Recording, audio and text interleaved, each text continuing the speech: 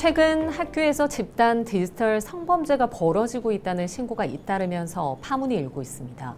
부산 역시 딥페이크 범죄 신고가 증가하면서 안전지대가 아닌 상황인데요. 오늘 헬로 이슈 토크에선 부산 지역 딥페이크 범죄 현황과 양상, 또 앞으로 어떤 해결책이 필요한지 알아봅니다. 안상배 변호사 스튜디오에 나와 계신데요. 네, 안녕하십니까? 네, 안녕하세요. 네, 먼저 이 딥페이크 범죄가 어떤 범죄인지 용어 설명 좀 부탁드리겠습니다. 네, 딥페이크, 그러니까 네. 이름 자체에서 페이크라는 용어가 들어가잖아요. 그래서 뭐 허위 내지 네. 가짜라는 뜻인데 AI가 발전하면서 허위로 가짜로 다른 사람의 이미지를 이용해서 네.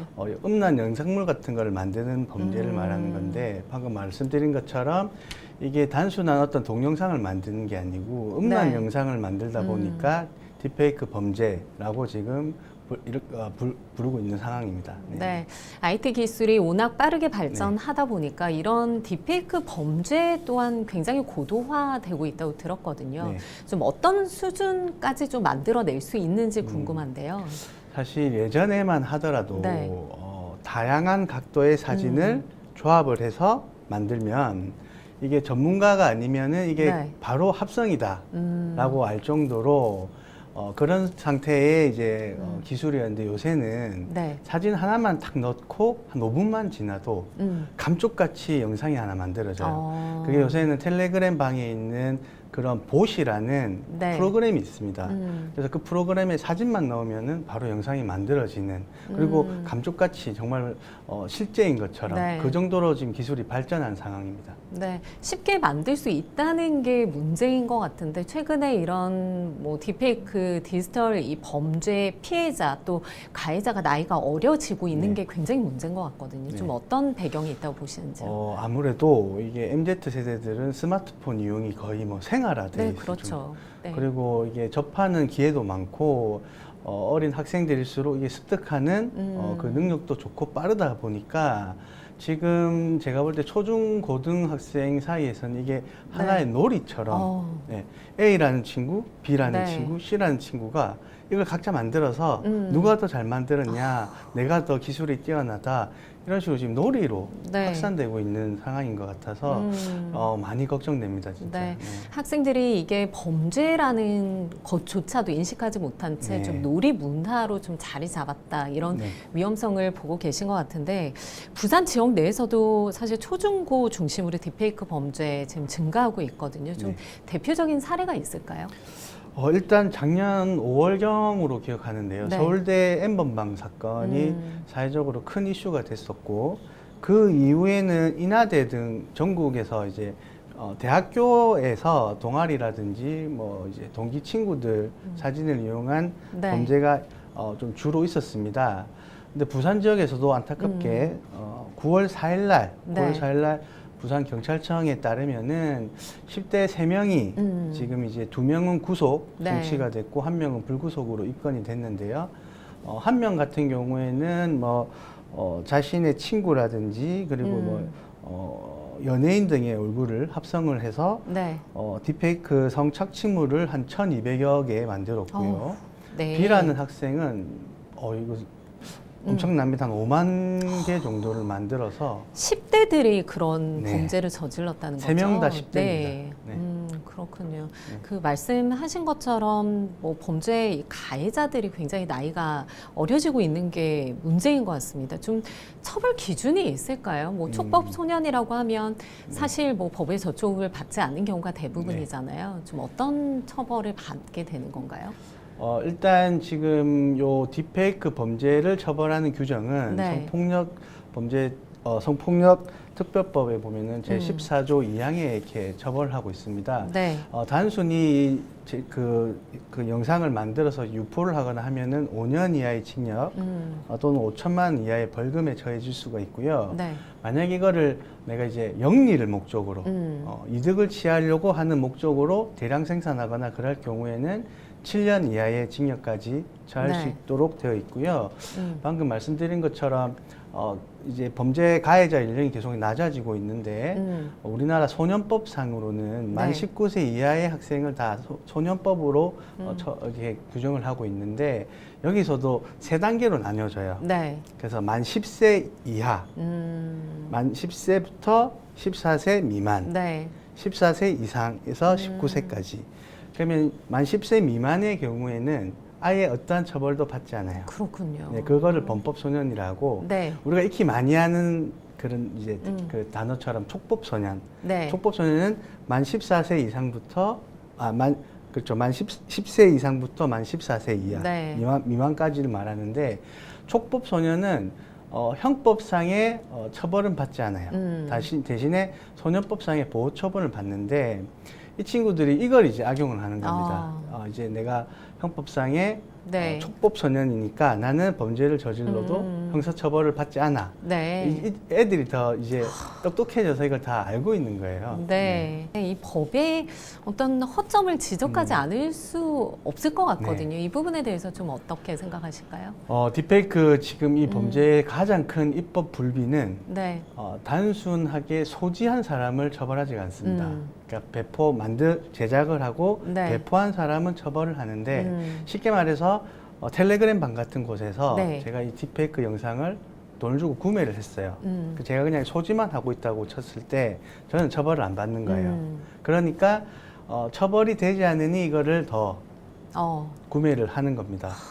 단지 네. 다른 법과 비교했을 때 아청법, 아동청소년 성보에 관한 법률에 따르면은 거기는 아동을 이제 대상으로 한 성착취물 이런 걸 이건 네. 소지할 때 처벌이 되거든요. 네, 네. 근데 지금 현재 뭐 딥페이크 영상이 아동만 있는 게 아니기 때문에 성인을 대상으로 만든 것들은 소지하면은 처벌이 네. 안 되니 지금 이건 아주 큰 입법 불비 같습니다. 네.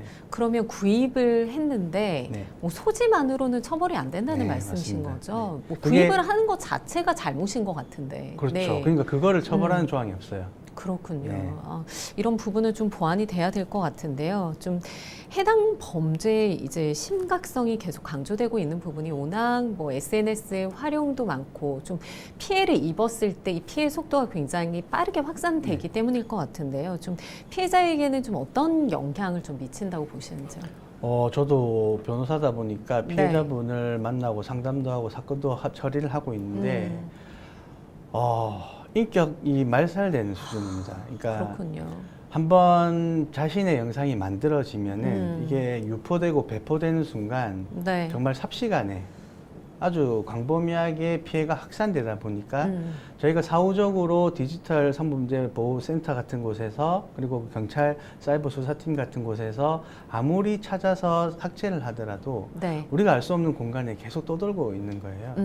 그러면 이 피해자 입장에서는 혹시라도 뭐 누군가가 자기의 영상을 받는다고 했을 때 네. 이게 딥페이크 영상인지 실제 영상인지 그냥 아무도 모르고 그렇죠. 자신의 영상이 그냥 노출돼 버리는 거지 네, 않습니까? 네.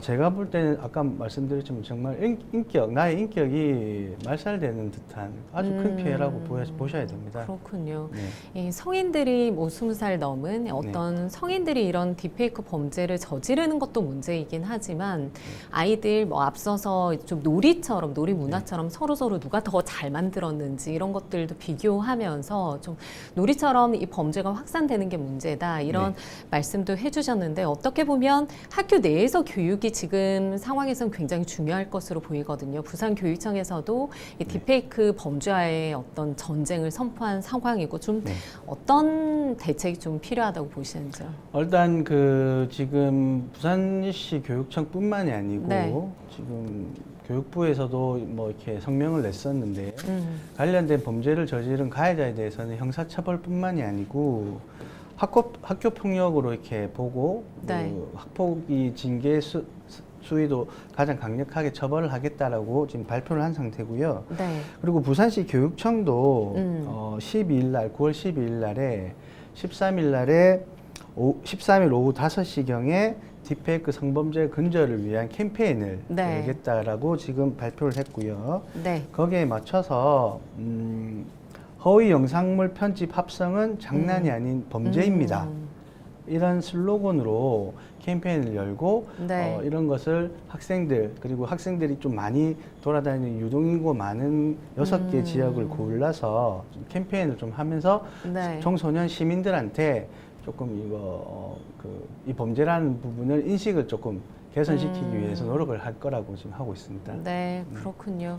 학교 내에서의 학생들 대상으로 한 교육도 굉장히 중요할 것 같은데 이뿐만 아니라 뭐 학부모라든지 부산 경찰 또 뭐 여러 좀 성인들 소위 이야기하는 어른들이 좀 힘을 합쳐서 이런 성범죄, 디지털 범죄에 좀 휩쓸리지 않도록 좀 지켜볼 필요가 있겠네요. 그렇죠. 이게 꼭 또 교육 현장에서만 다투어야 될 문제는 아닌 것 같고요. 네. 집에서 특히 이제 어머님, 아버님께서 초중고 자녀를 두고 있다라고 한다면 한 번은 조금 자녀들과 얘기를 하면서 네. 혹시 너 이런 뭐 놀이라고 하던데 한 적 있느냐, 친구들은 하는 거 같느냐, 그러면서 좀 대화를 나누고 이게 정말 심각한 범죄라는 것을 자녀들에게 조금 부모가 먼저 나서서 좀 인식을 시켜줘야 될 것 같아요. 제가 볼 때는. 네. 집에서의 교육도 굉장히 중요하다는 말씀이시네요. 네. 좀 아이들 보니까 아이들의 인식도 최근에는 많이 달라진 부분이 SNS를 활용을 하더라도 내 사진을 올려야 올리면 안 되겠다 이런 인식도 많이 하고 있더라고요. 당연합니다. 그게 이제 사실 초등학교 4, 5학년만 되더라도 요새는 그 인식이 저희 어릴 때하고는 좀 달라서 빠르더라고요. 그래서 저희도 조카들 보면은 저도 이제 조카들한테 한 번씩 물어보고 하는데 삼촌 그거 하면 안 돼. 그런 식으로 얘기를 많이 해주고 지금 뭐 많은 학생들이 이게 범죄라는 거에 대한 인식도 가지고 있는 것 같습니다. 네. 그렇군요. 어쨌든 이 디지털 활용을 적극적으로 할 수밖에 없는 지금 초중고 학생들은 그런 세대이기 때문에 좀 긍정적으로 좀 긍정적인 방향으로 좀 활용할 수 있도록 좀 어른들이 좀 지도를 할 필요가 있을 것 같네요. 좀 사실 좀 현실적으로 이 딥페이크 범죄를 예방하는 데는 한계가 있는 것 같고 좀 사후 수습하는 것에 좀 집중이 되어 있다 이런 부분도 있거든요. 근데 사후 수습은 좀 제대로 되고 있는지 그것도 궁금한데요. 지금 어떻게 이루어지고 있을까요? 이게 지금 디지털 성범죄 그 센터에서 이제 피해가 접수되고 하면 그 동영상을 삭제하는 그런 업무를 하고 있는데 지금 거기 근무하는 근무자 수도 사실은 많이 열악한 상태고요. 또 문제는 여기 센터에 이제 성범죄 관련된 이제 국가 예산이 올해 또 좀 삭감이 된 상태입니다. 그러다 보니까 센터 내에서 지금 근무하시는 분들의 지금 노고가 너무 큰 상태고요. 저는 개인적으로 생각할 때 이게 이런 딥페이크 성범죄 사건은 사실은 사후 수습은 좀 어렵다고 보여요. 사전 예방이 더 중요하다 봅니다. 사후 수습은 아까도 말씀드렸지만은 짧은 시간에 광범위하게 배포가 되기 때문에 애초에 안 만들어지는 게 가장 좋지 않나라는 생각을 갖고 있습니다. 그렇게 이게 막는 게 쉽지는 않을 것 같다는 생각이 드는데 실제로 이 피해를 입었을 경우에 좀 지원은 뭐 어떻게 이루어지고 있는지 궁금한데요. 아까 말했듯이 이제 디지털 성범죄 보호센터에서 이제 동영상을 삭제하는 거는 해주고 있고요. 그리고 이제 형사 고소를 하게 될 경우에 빠른 시일 내에 IP 같은 거를 추적을 해서 가해자가 누군지에 대해서도 지금 이제 적발한 상태고 그런 부분은 일정 부분 잘 돼 있다고 보여요. 근데 아까 말했듯이 완벽하게 사후 수습하는 게 어렵은 그런 좀 어려움이 있습니다. 사전에 막아야 된다. 그게 가장 중요하다. 이런 말씀이신 것 같은데 처벌 기준을 좀 높인다면 좀 막을 수 있을까요?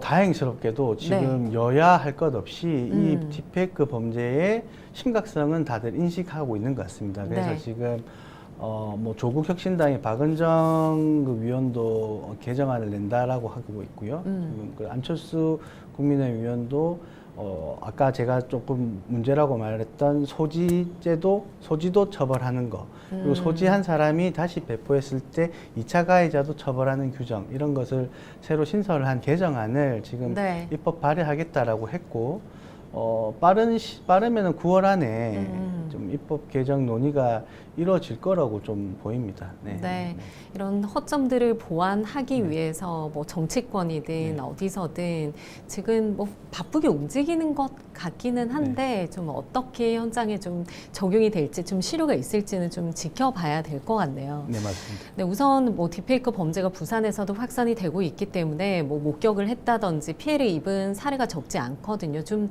어떤 조치를 취할 수 있을까요?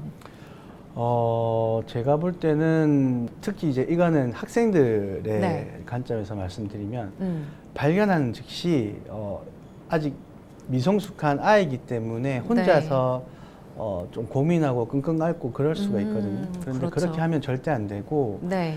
미성년 학생들이 자신의 피해를 발견했다라고 하면 즉시 학교랑 학부모에게 알려야 되고요. 그리고 그걸 알게 된 학교 학부모는 당연히 경찰에 신고를 하셔야 됩니다. 네. 경찰에 신고함과 동시에 디지털 성범죄 보호센터에 연락을 하셔서 나의 영상이 이렇게 불법 유포되고 있으니까 빨리 삭제해 달라. 네. 그렇게 해서 초동 조치가 매우 중요하기 때문에 이것은 발견 즉시 기계적으로 네. 신속하게 처리를 하셔야 됩니다. 네, 피해를 입지 않은 게 가장 중요하다. 이런 부분을 계속해서 저희가 이야기를 나누고 있는데 좀 생활 속에서 예방할 수 있는 방법이 있다면 소개를 해주시죠. 사실 상당히 어려운 문제 같은데 지금 이제 워낙 요새는 SNS 시대다 보니까 나의 사진, 나의 가족 사진 네. 이런 부분을 좀 아무런 문제의식 없이 올리지 않습니까? 네, 그렇죠. 그래서 제가 볼 때는 그런 인터넷 공간상에 SNS상에 자신의 그리고 자신의 가족의 사진을 올리는 것을 조금 조심을 해야 될 것 같고 만약에 이게 이제 좀 제도적이나 아니면 과학 기술적으로 그런 게 가능하다라고 한다면 향후에 이제 SNS상에 이걸 올리더라도 네. 이게 다운이 되거나 복사가 되는 그런 부분을 좀 기술적으로 방지할 수 있는 그런 게 좀 또 발전이 네. 돼야 되지 않나 싶습니다. 네, 학교 현장에서는 또 고민이 이 학생들이 좀 딥페이크 범죄에 연루는 됐는데 좀 모르고 재미삼아 공유를 했다가 이렇게 연루되는 경우들이 굉장히 많아서 좀 곤란해하는 부분도 있더라고요. 무조건 처벌을 강화하는 게 능사는 아닐 것 같은데 이 부분에 대해서 어떻게 생각하실까요?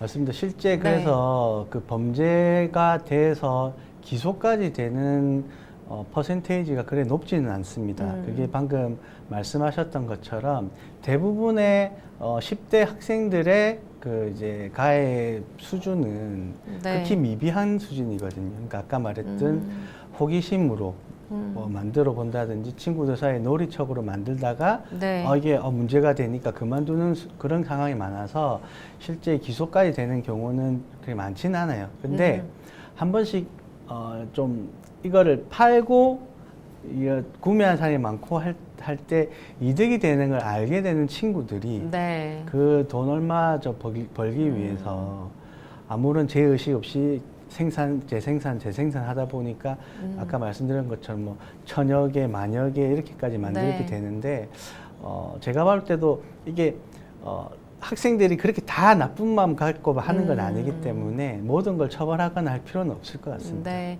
일단 이게 범죄라는 것들을 좀 인식할 수 있는 그런 인지할 수 있는 그런 교육이 끊임없이 이루어져야 되겠네요. 네, 결국엔 저는 맞습니다. 그런 부분이 필요할 것 네. 같네요.